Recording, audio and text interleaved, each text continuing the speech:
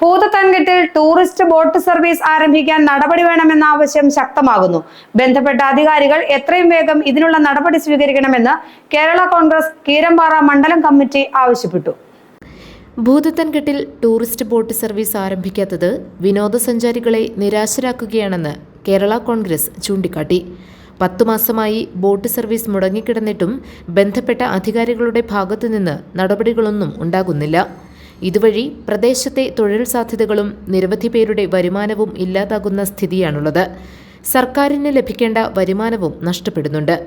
ഈ സാഹചര്യത്തിൽ MLA ഇടപെട്ട് സർക്കാരിൽ നിന്ന് ബോട്ട് സർവീസിനുള്ള അനുമതി ലഭ്യമാക്കണമെന്ന് കീരമ്പാറ മണ്ഡലം കമ്മിറ്റി യോഗം ആവശ്യപ്പെട്ടു. പ്രസിഡന്റ് ജോജി സ്കറിയ അധ്യക്ഷത വഹിച്ചു. VJ മത്തായിക്കുഞ്ഞ്, റാണിക്കുട്ടി ജോർജ്, റോയി ഓടക്കൽ, എൽദോസ് വർഗീസ്, ആന്റണി ഓലിയപ്പുറം, ബേസിൽ ബേബി, ശ്രീജ ബിജു, ജോസ് പീച്ചാട്ടുകുടി, ജെസിമോൾ ജോസ് തുടങ്ങിയവർ പ്രസംഗിച്ചു. GTV news, Keerampara.